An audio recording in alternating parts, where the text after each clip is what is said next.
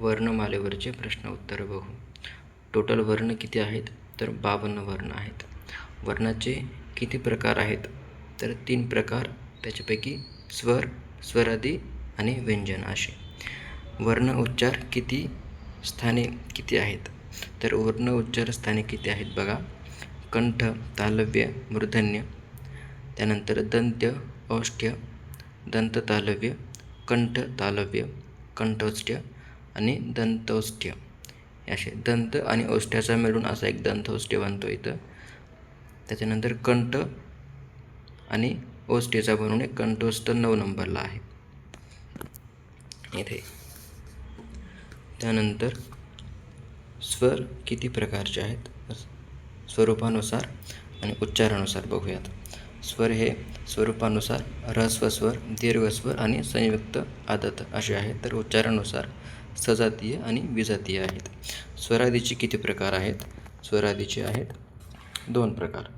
तर आणि आहा. अनुस्वार जो आहे त्याच्यामध्ये अनुस्वार आणि अनुनासिक असे 2 प्रकार आहेत. अनुस्वार म्हणजे जिथं आता इथं इंदिरा दिलं आहे ऑप्शनमध्ये, म्हणजे जर आपण तो अनुस्वार काढून टाकला, टिंब काढून टाकलं तर तो शब्दाचा अर्थ बदलतो. आणि अनुनासिकमध्ये आपण जर टिंब काढलं तर शब्दाचा खूप जास्त काय फरक पडत नाही शब्दावर. इंदिरामध्ये बघा, जर आपण टिंब काढलं तर इंदिराचं इदिरा होतं, ते खूपच वेगळं होतं, इंदिरापेक्षा वेगळं वाटतं. जेव्हा आपण घरामध्ये पैकी वरचा जर टिंब काढला तर तिथे घरामध्ये हे सेमच राहतं. त्यानंतर आहा, इथे विसर्ग आहे आहा म्हणजे. आता बघूया व्यंजन हे किती प्रकारचे आहेत, किंवा व्यंजन हे टोटल व्यंजने किती आहेत? तर 36. आणि व्यंजन किती प्रकारचे आहेत? तर 1 2 3 4 5 प्रकारचे व्यंजने आहेत. त्याच्यापैकी स्पर्श व्यंजने हे अर्धव्यंजन, अर्धस्वर, उष्मे, महाप्राण आणि स्वातंत्र्य. स्पर्श व्यंजने 25 आहेत. अर्धस्वर 4 आहेत. उष्मे 3 आहेत. महाप्राण एकच आहे ह. स्वातंत्र्य 1 आहे ळ. आता बघा टोटल व्यंजनामधले कठोर व्यंजने किती? टोटल व्यंजनामधले कठोर व्यंजने किती? तर 13. 13मध्ये स्पर्श व्यंजने आहेत आणि उष्मे आहेत. त्यातले 10 स्पर्श व्यंजने हे कठोर आहेत आणि 3 उष्मे हे कठोर आहेत. स्पर्श व्यंजनामध्ये कठोर व्यंजने किती? तर स्पर्श व्यंजनामध्ये 10 आहेत. टोटल व्यंजनमधले मृदू व्यंजने किती? टोटल व्यंजनमध्ये 36 आहेत टोटल व्यंजन. ओके, तर त्यापैकी श आणि ज्ञ सोडून 34 असे मृदू व्यंजने आहेत. कठोर व्यंजनं 13 आहेत आणि मृदू व्यंजनं 21. आता बघा स्पर्श व्यंजने किती प्रकारचे आणि कोणते? तर स्पर्श व्यंजने हे कठोर, मृदू, अनुनासिक असे 3 आहेत. त्यानंतर स्वर वर्ण कोणते कोणते आहेत? स्वरूपानुसार स्वर वर्ण असलेले ऱ्हस्व, दीर्घ, संयुक्त, आदत असे 4 हे स्वरूपानुसार स्वर आहेत.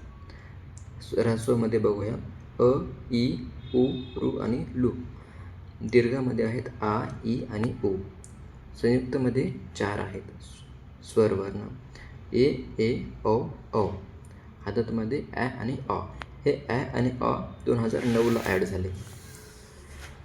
स्वरादी कोणते कोणते आहेत? आणि आहा. त्यानंतर व्यंजने किती आहेत व स्पर्श व्यंजने कोणते कोणते? तर 36 हे व्यंजने आहेत. स्पर्श व्यंजने हे 25 आहेत. अर्धस्वर 4 आहेत.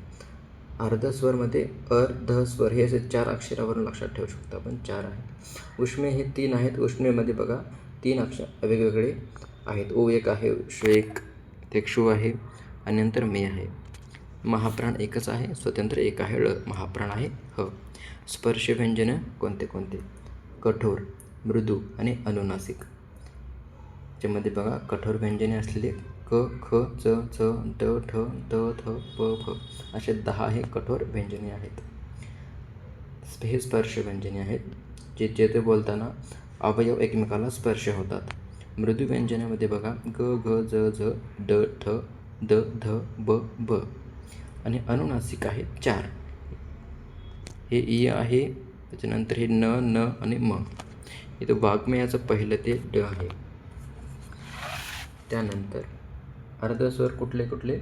य र ल व. अर्धस्वरला अर्धस्वर का म्हणतात? तर हे वर्ण व्यंजन असून अर्धे स्वरासारखे वाटतात म्हणून त्यांना अर्धस्वर म्हणतात. व्यंजनच आहेत ते, पण वाटताना अर्धे स्वरासारखे वाटतात.